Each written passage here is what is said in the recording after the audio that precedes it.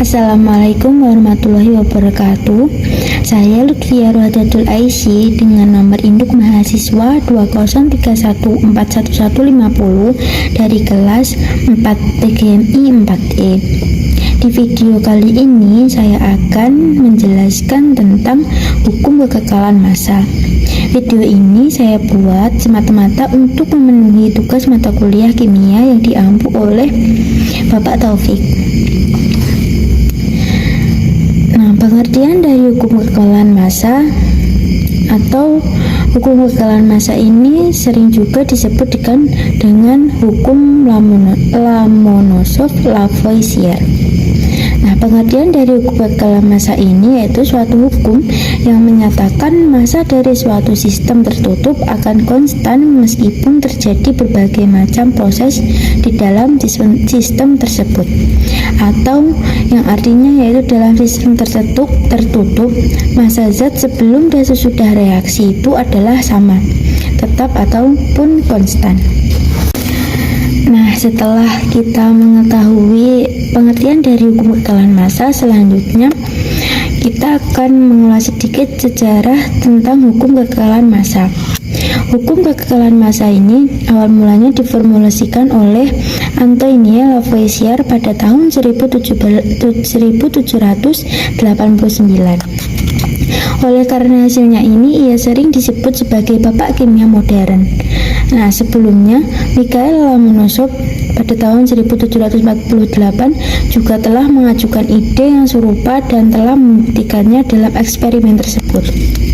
Sebelumnya juga kekekalan massa sulit dimengerti karena adanya gaya buoyan atau gaya apung atmosfer bumi.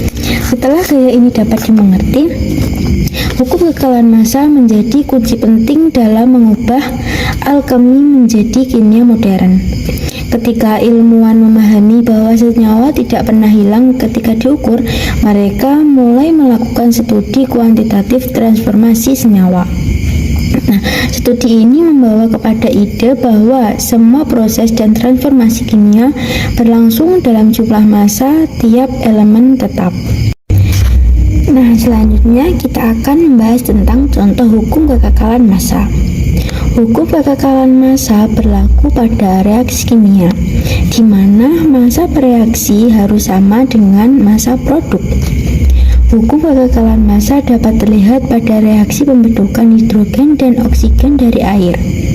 Bila hidrogen dan oksigen dibentuk dari 36G air, maka bila reaksi berlangsung hingga seluruh air habis, akan diperoleh massa campuran produk dari hidrogen dan oksigen sebesar 36G.